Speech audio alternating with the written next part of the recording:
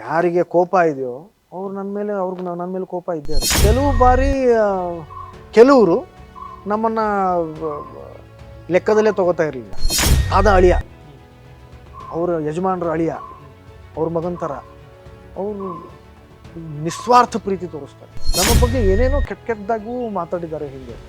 ಯಾಕೆ? ಆಮೇಲೆ ನನ್ನ ಅದೃಷ್ಟದಲ್ಲಿ ಏನಿರುತ್ತೋ ಅದು ನನಗೆ ಸಿಕ್ಕೇ ಸಿಗುತ್ತೆ. ನನ್ನ ಹಣೆ ಬರೋದಲ್ಲಿ ಏನಿಲ್ವೋ ಅದನ್ನ ತಿಪ್ಪರ್ಲಕ್ಕೆ ಹಾಕೋದು ನನಗೆ ಬರಲ್ಲ. ಒಂದು ಗುಲಾಬಿ ಹೂ ಅಂತಂದ್ರೆ ಮುಳ್ಳು ಇರ್ತವೆ, ಹೂನು ಇರುತ್ತೆ. ಎರಡೂ ಸ್ವೀಕರಿಸ್ಬೇಕು ನಾವು.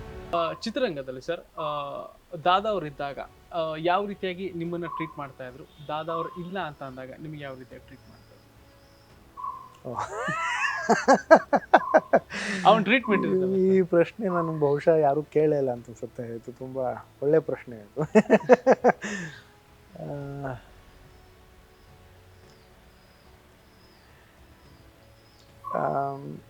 ತುಂಬ ಗೌರವದಿಂದ ಆವಾಗಲೂ ಇದ್ದರು ನನ್ನ ಜೊತೆಯಲ್ಲಿ. ಅಂದರೆ ಆವಾಗಂತೂ ಇದ್ದರು, ಇವಾಗಲೂ ಇದ್ದಾರೆ. ಎಷ್ಟೋ ಸಲ ಒತ್ತಡದಲ್ಲೂ ಇರ್ತಾಯಿದ್ರು ಜನ. ಅವರಿದ್ದಾಗ ಒತ್ತಡದಲ್ಲೂ ಇರ್ತಾಯಿದ್ರು. ಯಾವ ಥರ? ಅಂದರೆ ಕೆಲವರು ಅವರನ್ನೇ ಜಾಸ್ತಿ ಗಮನಿಸ್ತಾ ಇದ್ರು, ಅವ್ರ ಅಕ್ಕಪಕ್ಕ ಇರೋರನ್ನ ಗಮನಿಸ್ತಾ ಇರಲಿಲ್ಲ. ಸೊ ಕೆಲವು ಬಾರಿ ಕೆಲವರು ನಮ್ಮನ್ನು ಲೆಕ್ಕದಲ್ಲೇ ತಗೋತಾ ಇರಲಿಲ್ಲ. ಅದೂ ಇದೆ. ಅಥವಾ ಕೆಲವ್ರಿಗೆ ಕೋಪ ಅವ್ರ ಮೇಲೆ ಏನಾದರೂ ಕೋಪ ಇದ್ದಲ್ಲಿ ಆ ಕೋಪ ನನ್ನ ಮೇಲೂ ಇರೋದು. ಅದೂ ಇದೆ. ಅಥವಾ ತುಂಬ ಜನಕ್ಕೆ ಅವ್ರ ಮೇಲೆ ಅಭಿಮಾನ ಇರೋದು ನಮ್ಮೆಲ್ರಿಗೂ ಗೊತ್ತೇ ಇದೆ.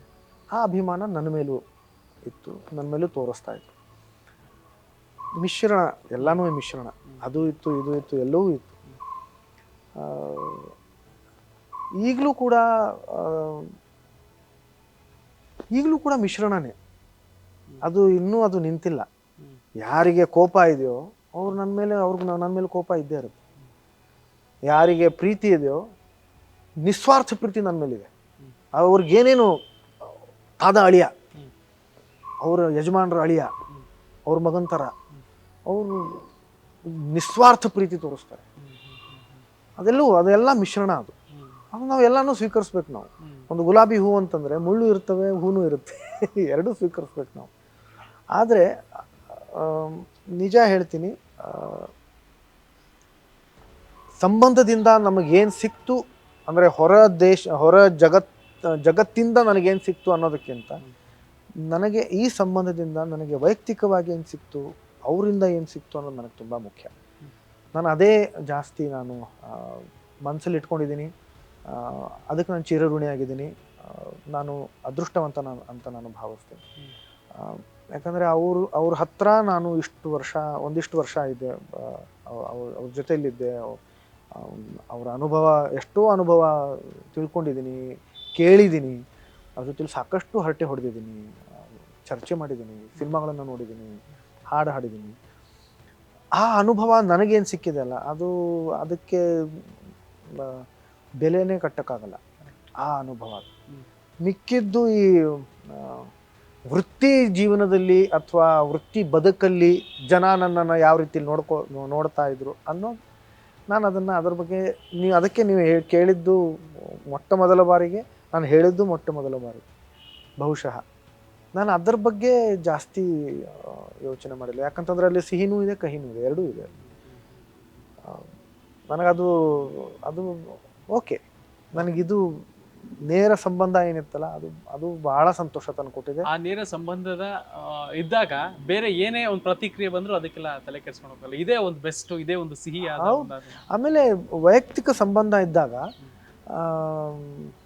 ವೃತ್ತಿ ಸಂಬಂಧದ ಬಗ್ಗೆ ನಾವು ಯೋಚನೆನೂ ಮಾಡಬಾರ್ದು.